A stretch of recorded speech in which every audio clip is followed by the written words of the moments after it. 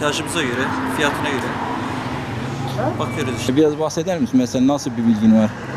Yani iyi ürün iyi değilse iade değişimi yapıyoruz. Başka da zaten temiz çıkarsa da iade değişimi yapıyoruz. Peki hiç reklamlara aldanıp ürün aldan oldu mu? Yok.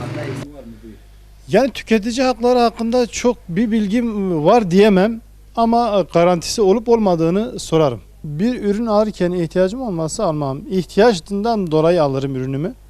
Yani tabii ürünün kaliteli olması, dayanıklı olması dikkat ederim yani. Şimdi bilinçli tüketici çok dikkat etmelidir. Mesela bazıları gidiyor dışarıda ürün alıyor. Diyor ki işte internetten sipariş. Bu yanlıştır. Adam geliyor mesela beden istiyor, beden düşük geliyor. Mesela gidiyor büyük marketlerde alışveriş yapıyorlar. Mesela Nova'da alıyor diyor 1 kilo, halbuki 800 gramdır. Yağ alıyor diyor ki bu 4,5 kiloda, yani 5 litrede, sonra 4,5 litre falan düşüyorlar. Yani bunu çok bilmeleri lazım. Onun için çok dikkat etmeleri lazım.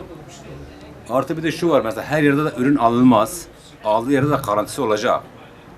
Yani bunun merdiven altısı var, bunun bir sürü şey var, yani hilesi falan var. Yani onun için çok dikkat etmek lazım. Yani her yerde de alışveriş yapmamak lazım. Mesela ihtiyaca göre mi almalı, niçin almalı? Ya ihtiyaca göre şu şekilde, hani bir şey ihtiyacın varsa belli yerde alacaksın. Şimdi bizde mesela o zaman biz onun iadesini alabiliyoruz. Garanti verebiliyoruz.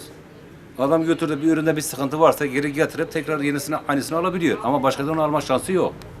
Bir kere çıktıktan sonra bir de alma şansı yok. Tüketici hakları heyeti var bütün illerde. Bununla ilgili bilginiz var mı? Mesela Ya- bir tüketici oralara nasıl, niçin gitmeli, niçin şikayet ediyor? Bizim halkımız oraya gitmez. Niye gitmez? Çünkü bilmiyor. Yani bilmediği için yani oralara gitmezler yani. Gitme şansları da yok. Bir ürün alırken nelere dikkat ederim? Kaliteli olup olmadığına dikkat ederim. Onun dışında ihtiyacım varsa alırım, ihtiyacım yoksa almam.